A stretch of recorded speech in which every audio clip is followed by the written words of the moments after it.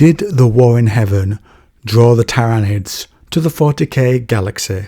You will learn in this video when Szarekh first knew about the Tyranid threat, why he really sent his people into the Great Sleep, what first lured them to the 40k galaxy, the Tyranids is who I'm speaking about there, and why this was before the Faros beacon was lit and woke them up during the heresy. First, the Faros itself, which is given credit for attracting the attention of the Tyranids.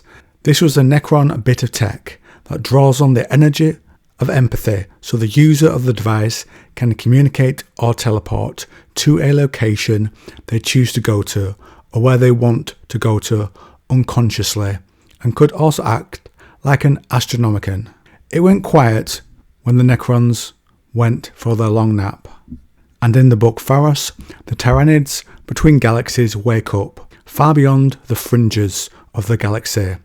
There is naught but endless black, past the last few stray stars, plying their lonely track through the cold night, past the dead worlds and the fragments of galactic collisions billions of years gone, past the probes sent out by extinct races recorded in no history book. Past all that and beyond, there was a night sea studded with the diamond islands of distant lonely galaxies.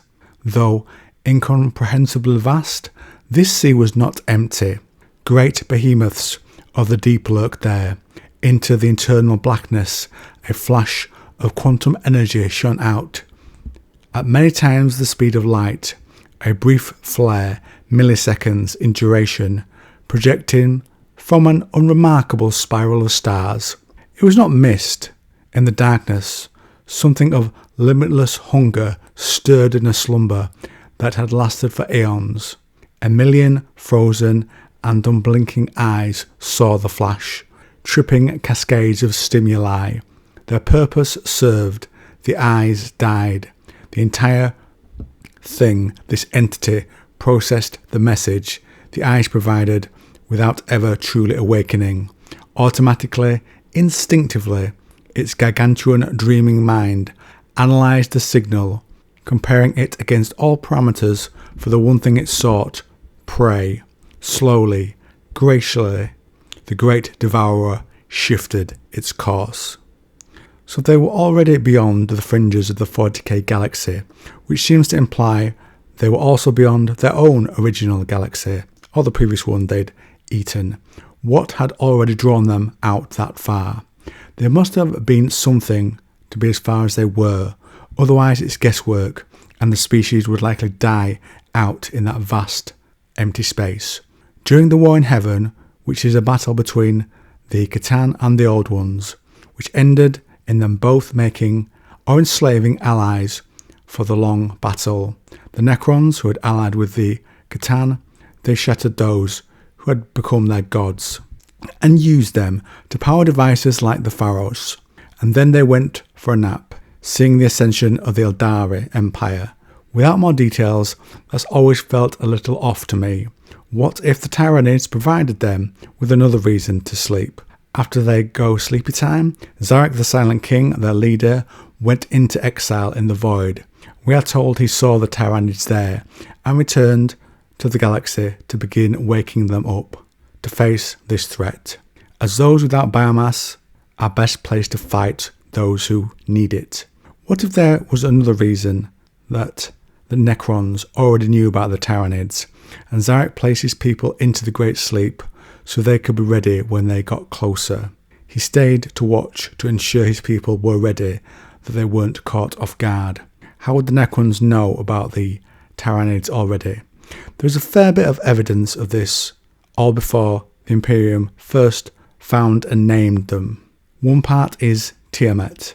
It was the name given to a large double system on the eastern fringe in M35 by an exploration fleet, hailing from the Triplex Fal.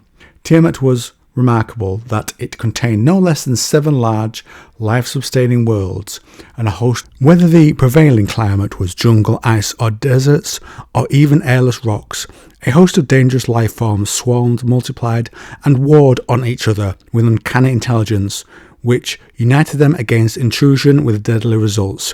Xenologists eventually determined that the life all over the system shares common ancestry and had developed various ways to get from world to world to seed new territory.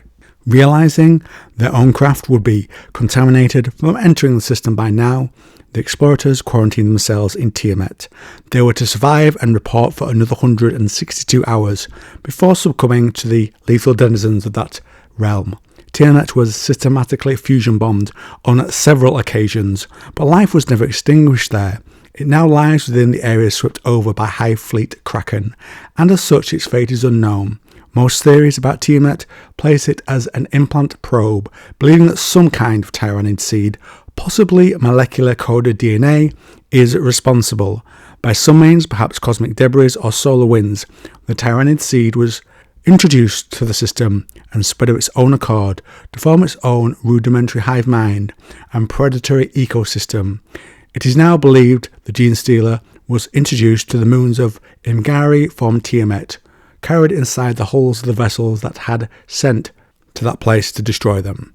Then there is other mentions of the Tyranids, a titan that took damage that seemed like bioplasma, similar creatures to the forms the Tyranids were, the Kraken on Fenris or the Catachan Devil on Catachan.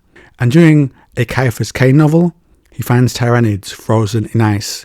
This was 7,000 years from that point in that story, before the Tyranids are officially seen by the Imperium. Now, this is all way before the War in Heaven, but still shows the Tyranids were active in the galaxy before their official debut. So why were they already coming to the 40k galaxy? What had they seen already? And just a quick note before I get into it, the Faros device was destroyed at the end of the novel Pharos. It exploded. That's what the Tyranids who were sleeping see. However, I think you'll see next why many devices like this spread across the galaxy would also have attracted their attention. Because the Faros was not a singular creation of the Necrons, but one of many. Cole says there are others like it, and from the Faros he gained the locations of the Blackstone pylons. These yellow points we did not know of until now. The Faros was a superluminal beacon, one of a network of relay centres that facilitated instantaneous communication and transport between the worlds of the ancient Necron kingdoms. I have visited several of these places. The Faros was, until its destruction, the most intact. From its archives I have learned all this and more. The data I retrieved from the Faros enabled me to recreate an exact map of the ancient Necron holdings. Every tomb world, every pylon world. He paused for effect. Every deposit of Noctilith in the galaxy. So based on this, I believe that when the Necrons used them in Faros devices to get around from A to B during the War in Heaven, that was initially what attracted the Nids, what got their attention. They saw this from their own galaxy as they sought new food resources. So ventured out. Each time they would course correct, becoming a little closer and a little closer to getting their hunger served.